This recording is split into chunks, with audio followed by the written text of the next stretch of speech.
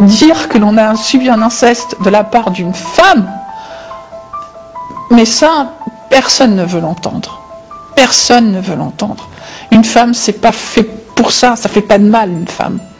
Ça met un enfant au monde, ça accueille, ça recueille, ça berce, c'est doux. Et si j'ai voulu témoigner, c'est pour dire que ça existe, que les femmes, même les saintes femmes, violent. Et qu'elles violent sous n'importe quel prétexte. Et qu'elles violent sous prétexte de soigner, sous prétexte de soins tendres. Et elles violent.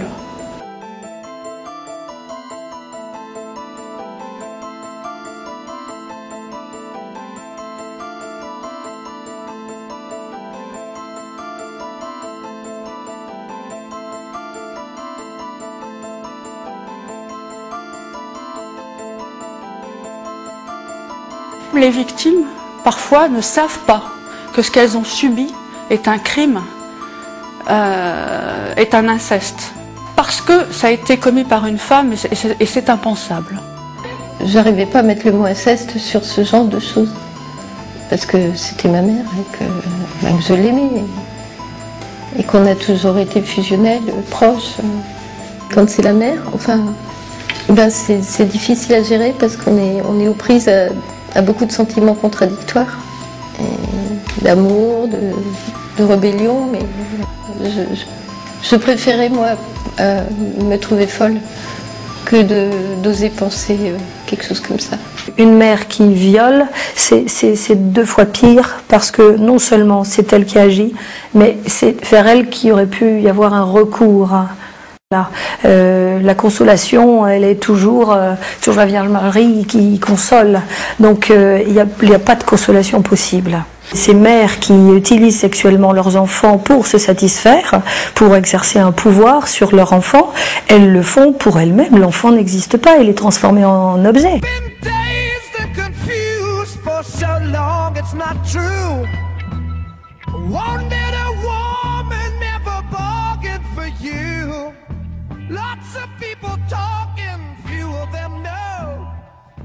Pas besoin d'être nanti d'un pénis pour violer un enfant. Une mère incestueuse, une femme pédocriminelle, la même imagination pénètre le corps de l'enfant de toutes les façons possibles. Et ça nous horrifie parce que c'est impensable. Parce que on se dit c'est pas possible ça. Parce que ça touche à quelque chose de tout à fait fondamental. Donc c'est le tabou parce que ça touche à quelque chose qui ne devrait pas être. Que ça entraîne une sorte de suspension de la pensée chez l'interlocuteur, avec une mine de dégoût. C'est-à-dire qu'il y a les deux à la fois. Il y a ah bon, ça existe et puis tout de suite va venir la phrase enfin une femme ça peut pas violer. Mais on remplace la poire de lavement par un godemiché, on voit. Et on remplace la grand-mère par un homme et on voit ce que ça donne. C'est en fait un inceste qui est commis sous couvert de soins donnés à l'enfant.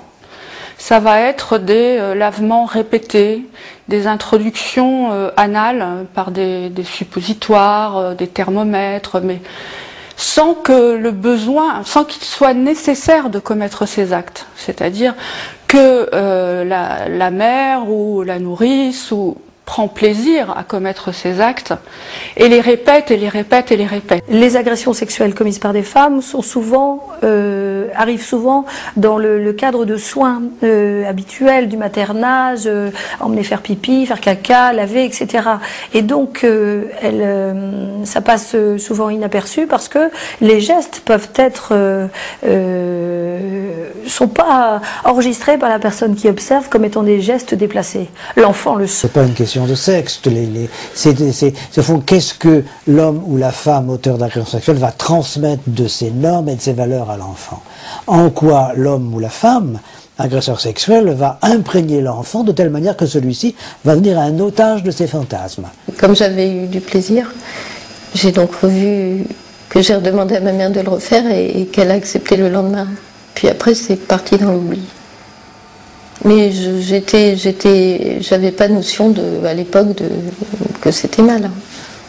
Il n'y avait pas de pudeur, il n'y avait pas de... il y avait beaucoup de... Enfin, on parlait beaucoup de sexualité avec moi, enfin ma mère et moi. Enfin, j'écoutais. Ça paraissait être quelque chose de naturel. Enfin, ce que j'entendais dire, c'était que toutes les familles étaient comme ça, que c'était normal d'être agressé, c'était normal de parler de sexualité. Enfin, c'est comme si on était complètement imbibé d'inceste, je ne sais pas comment dire. Je ne savais pas où était la norme, où était le bien, où étaient les limites. Dans ma tête, j'étais pas claire. C'est dommage. Toute agression sexuelle est une forme de rapt. Parce que l'agresseur sexuel, c'est celui qui va supposer que l'autre possède un bien qu'il n'a pas. Et donc il va tenter de l'acquérir. Donc c'est forcément une attaque. Et l'attaque peut être plus ou moins porteur de destructivité.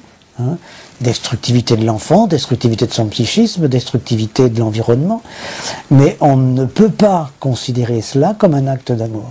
Le changement actuel, c'est que la plaignante passe d'un statut d'instrument à un statut de personne. Et en tant que telle, ce qui est évidemment plus reconnu, c'est sa souffrance, mais sa souffrance psychique, sa souffrance subjective. Et dans ce contexte-là, la grande question, qu'est-ce que je suis dans tout cela? Qu'est-ce qu'on fait de moi? Hein, et dans qu'est-ce qu'on fait de moi, qu'est-ce que je vais devenir? Devoir dire ma mère a profité de ma croyance pour abuser de moi, c'est accepter de mettre en cause les fondements même de notre existence. C'est comme la première pierre sur laquelle on a bâti notre vie qu'on est en train de fissurer. Mon combat aurait été beaucoup plus facile si mon beau-père avait été le seul agresseur. C'était bien plus dur pour la justice d'avoir une mère en fait comme agresseur. Ouais. C'est bien plus difficile pour eux parce que je pense que pour la justice et comme pour beaucoup de personnes, une maman elle fait pas ça. Une maman elle fait pas de mal à son enfant. Donc c'est bien plus dur pour eux. J'ai décidé de reporter plainte une seconde fois, là en expliquant réellement les choses et ce qui s'était passé. Et donc ma plainte a été à l'encontre de mon beau-père et de ma mère. Dès l'instant où j'ai déposé ma première plainte, je me suis retrouvée face à ma famille maternelle, face à des gens qui sont devenus des inconnus, totalement. Tout le monde m'a tourné le dos. Je me suis fait humilier, insulter. On m'a pas cru du tout. Au bout de 8 longues années de procédure, j'ai réussi à avoir un procès qui malheureusement s'est très très mal passé. On m'a reproché de ne pas savoir dire non en fait. On m'a expliqué qu'à 14 ans, une jeune fille, elle sait dire non. Et que si on ne dit pas non, c'est qu'on l'a voulu. J'ai dit non, j'ai toujours dit non. J'ai fait tout ce que je pouvais pour m'en sortir. Je l'ai pourtant bien expliqué tout au long de mon procès que c'était difficile cette manipulation et cette emprise. Mais on ne m'a pas cru. On ne m'a pas cru. On m'a demandé de me taire, on m'a demandé de pleurer en silence. J'ai eu en face de moi des personnes de la justice qui ont rigolé jusqu'à ce que mon avocate lui demande d'arrêter. Elle a osé continuer.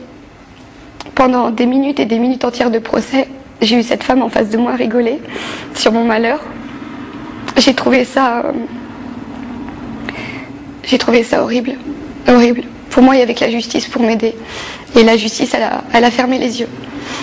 Elle a fermé les yeux.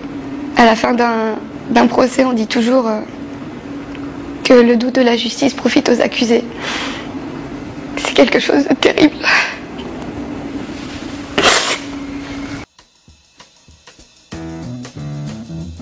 Le plus grand ravage au niveau psychologique, c'est peut-être à l'approche de l'adolescence, quand justement la vie sexuelle de l'enfant commence à se construire.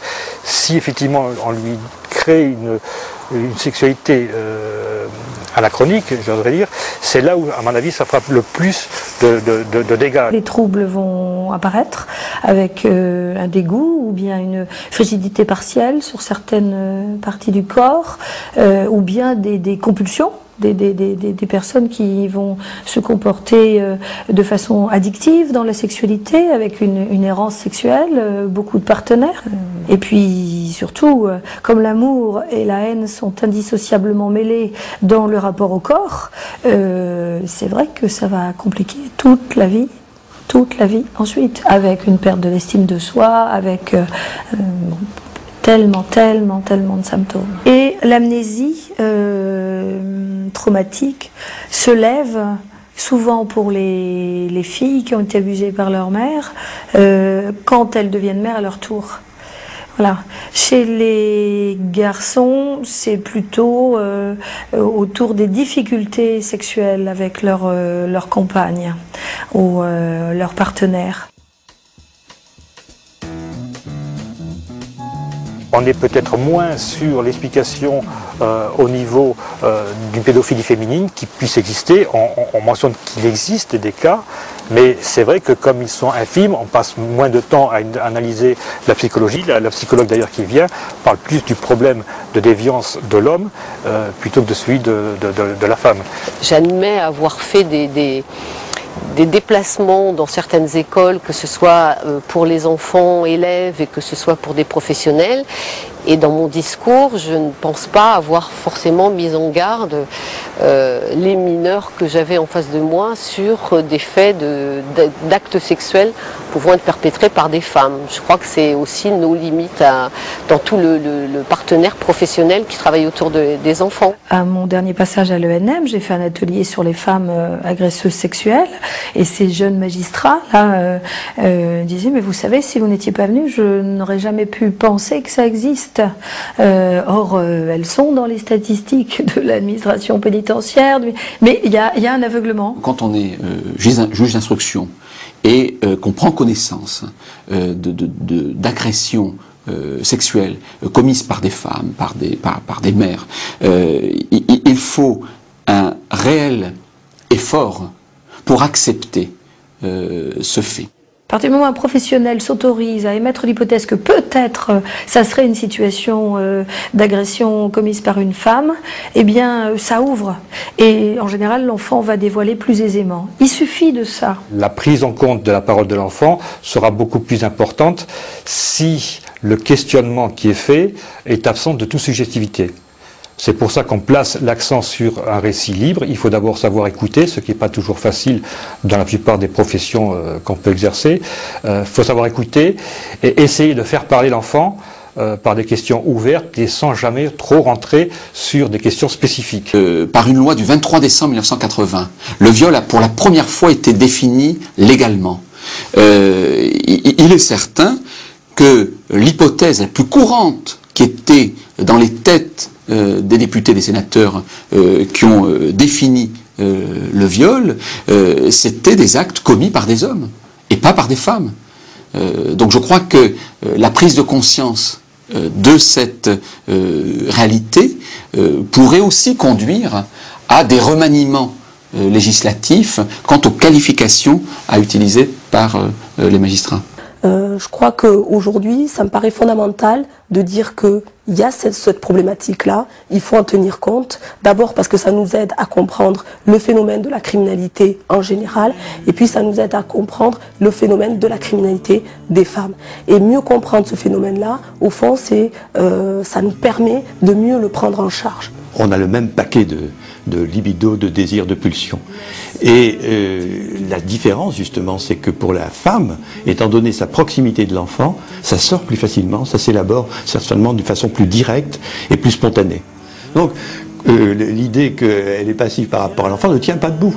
Au contraire, elle est très active, et c'est pour ça qu'elle est tentée de prendre possession de cet objet, de le pénétrer, de faire des tas de choses, parce que c'est ça sa libido. Les femmes qui attaquent des enfants qui ne sont pas les leurs ont en général choisi les professions qui vont leur permettre de les avoir à leur portée très aisément. Et ça fait voler en éclats toutes les idées reçues sur cette soi-disant passivité sexuelle féminine.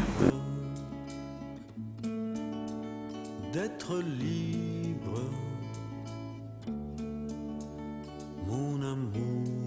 Et puis au final, j'ai pas de maman, j'ai un papa, mais j'ai un papa qui vaut toutes les mamans du monde.